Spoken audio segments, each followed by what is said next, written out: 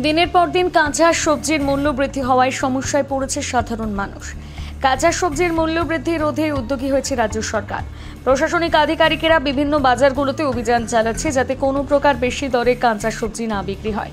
সেই লক্ষ্যে শুক্রবার উত্তর দিনাজপুর জেলার কালিয়াগঞ্জ পুরসভার পুরপ্রধান রামনিবাস সাহা ও কার্যনির্বাহী আধিকারিক মদন মণ্ডলের নেতৃত্বে পুরসভা নিয়ন্ত্রিত তারা বাজারে অভিযান চালায় পুলিশ প্রশাসনের সাথে নিয়ে।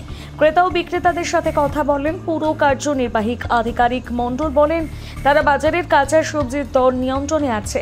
ব্যবসায়ীদের সচেতন করা হয় যাতে কোনো প্রকার সবজির দর বৃদ্ধি না করা হয়। আজকে মূলত আমরা তারাবাজারটাই গেছি। তারাবাজারে আমাদের সরকারি নির্দেশ মতো সমস্ত অত্যাবশ্যকীয় পণ্যগুলো আছে, ভোগ্য পণ্য, সেগুলো ঠিকঠাক দামে বিক্রি হচ্ছে কি না সেটাই আমরা দেখতে গেছিলাম। মোটামুটি অন্য বাজার থেকে যে সমস্ত মার্কেট ভ্যালু সেটা এমনিতে গেছে, যেমন আলু 30 টাকা, ভিন্ডি 30 টাকা কিলো, তারপরে রসুন 200 টাকা, তারপরে পেঁয়াজ 35-40, তারপরে এরকম বেগুন 40, 45, 50 এরকম দেখছি। লঙ্কা 80 থেকে 90, 100 এইরকমই আরও দেখলাম।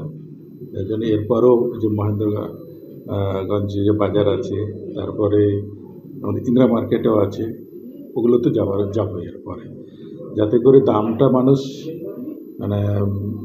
না বাড়িয়ে দেয়। এটাকেই আমরা জাস্ট আমরা গেছি সরকারি নির্দেশ অনুসারে।